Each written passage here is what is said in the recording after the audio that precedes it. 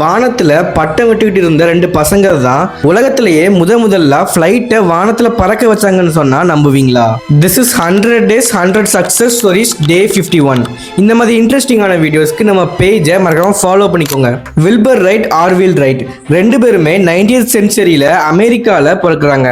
சின்ன வயசுலயே ரெண்டு பேருக்கும் வானத்துல பட்டம் விடுறதுல இன்ட்ரெஸ்டா இருக்கிறாங்க. இவங்க அப்பா இவங்க ரெண்டு பேருக்கும் பேப்பர் அண்ட் மூங்கில்ல செஞ்ச ஒரு ஹெலிகாப்டரை வாங்கி கொடுக்குறாரு.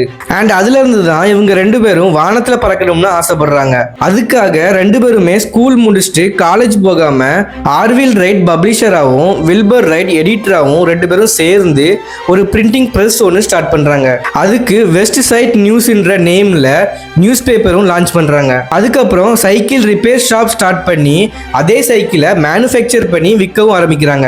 அண்ட் அதுல இருந்து வந்த காசை வச்சு வானத்துல பறக்கணுன்ற ஆசையினால முதல்ல கிளைடர்ஸை ரீடிசைன் பண்றதுக்கு ஆரம்பிக்கிறாங்க. அதுக்கப்புறம் பல ரிஜெக்ஷன் ஃபெயிலியர்ஸுக்கு அப்புறம் 1903ல முதல்ல ஃப்ளைட்டை கண்டுபிடிக்கிறாங்க.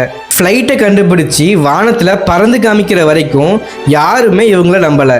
ஃப்ளைட்டை கண்டுபிடிச்ச இவங்க அதை வச்சு பல கோடி சம்பாதிச்சிருக்கலாம். ஆனா தன்னோட சொந்த நாட்டோட ஆர்மிக்கு தான் முதல்ல ஃப்ளைட்டை கொடுக்குறாங்க. ரைட் பிரதர்ஸ் நிறைவேற்றினது அவங்களோட கனவு மட்டும் இல்லை, ஒவ்வொரு மனுஷனோட வானத்துல பறக்கணுன்ற ஆசையை கனவை நிறைவேற்றிருக்காங்க. இந்த வீடியோ பிடிச்சிருந்துச்சுன்னா உங்க ஃப்ரெண்ட்ஸுக்கு ஷேர் பண்ணி விட்டுருங்க. மறக்காம நம்ம பேஜை ஃபாலோ பண்ணிக்கோங்க.